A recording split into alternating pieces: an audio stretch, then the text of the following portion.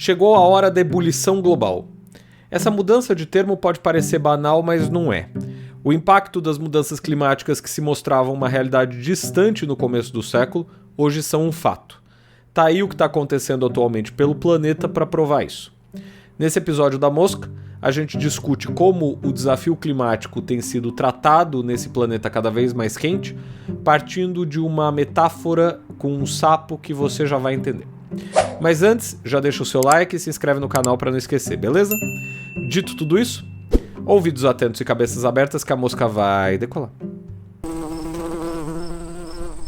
Tem uma história que eu não sei se é lenda ou se é verdade, que diz que se você colocar um sapo na panela com água fria e for aos poucos esquentando, ele se acostuma com aquilo, não reage e lentamente vai morrendo. Já se você jogar ele direto na água quente, ele sente a diferença de temperatura e aí sim reage. Enfim, lembrei dessa história pensando no aquecimento do planeta Terra. A gente tem se comportado como o sapo que fica dentro da panela se acostumando com as temperaturas, não acham? Julho de 2023 caminha para ser o mês mais quente da história. Curiosamente, as nações mais ricas e mais poluidoras parecem ser as mais atingidas por conta dessas mudanças no clima. Mas isso em nada devia servir de pretexto para as menos desenvolvidas continuarem sua luta contra as medidas para diminuir os impactos do aquecimento global. E eu não escolhi diminuir os impactos à toa. A realidade é que os cientistas já sabem que no máximo é isso que vamos conseguir: diminuir impactos. É, portanto, uma política de contenção de danos e não exatamente uma ideia de melhora em curto prazo. Segundo reportagem do Washington Post publicada logo depois da Conferência de Glasgow em 2021, vai levar alguns séculos para que os índices de CO2 voltem aos níveis pré-revolução industrial.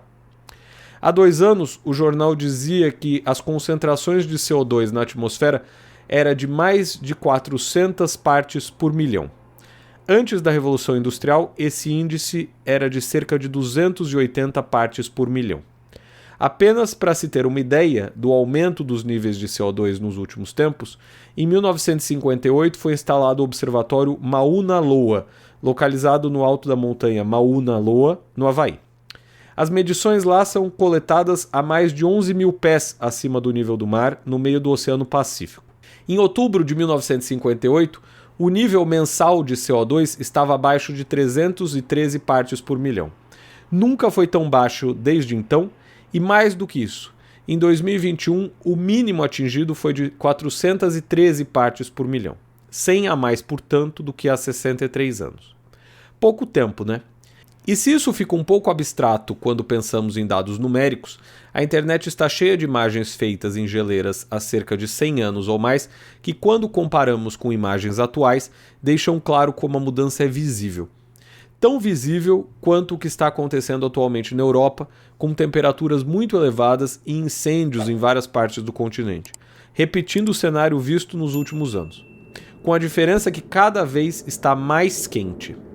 Esse cenário fez o secretário-geral da ONU dizer que o mundo saiu de uma situação de aquecimento para uma situação de ebulição global. Fato é que pouco adianta mudar a nomenclatura do fenômeno se nossas atitudes seguem sendo as mesmas. E eu nem vou mencionar os negacionistas que acham que o aquecimento global é bobagem.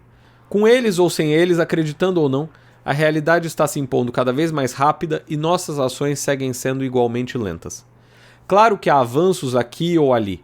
A energia solar, por exemplo, vem aumentando ao mesmo tempo que veículos elétricos são uma realidade hoje em dia, ainda que sigam sendo muito caros. A propósito deles, inclusive, é necessário pensar que não basta trocar a frota de carros se você não muda a matriz energética. Em outras palavras, não adianta simplesmente deixar de ter um carro que emita gases do efeito estufa se a fonte de energia que faz ele ser carregado é poluente. Aliás, há até uma palavra em inglês para essa enganação: greenwashing. Não sei se você conhece. Em português seria como lavagem verde. É quando uma empresa falsifica dados ou faz o consumidor acreditar que seus produtos não poluem tanto quanto se imagina.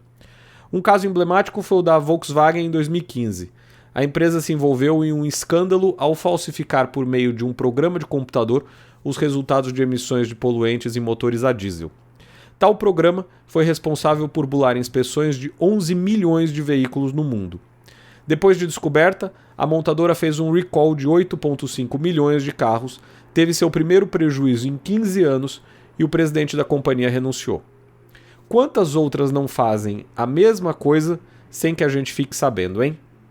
Por fim, devemos pensar que, ao contrário, por exemplo, da pandemia de Covid, que foi controlada graças ao desenvolvimento das vacinas, não há para mudanças climáticas uma ação única e efetiva capaz de controlar os danos causados pelo homem, tampouco revertê-los em um curto espaço de tempo. O que se consegue no máximo, como já dito hoje aqui, é diminuir a médio prazo o tamanho de nossas emissões para que o impacto do aquecimento seja o menor possível. Mesmo assim, já estamos indo mal. Mas ao contrário do sapo na panela, a gente sabe que as coisas estão esquentando. Resta saber se teremos tempo de fazer o necessário. Certo? Por hoje é tudo. Se você curtiu esse voo da mosca, não esqueça de deixar seu like, comentário, ativar o sininho e se inscrever no canal. A gente se vê no próximo vídeo.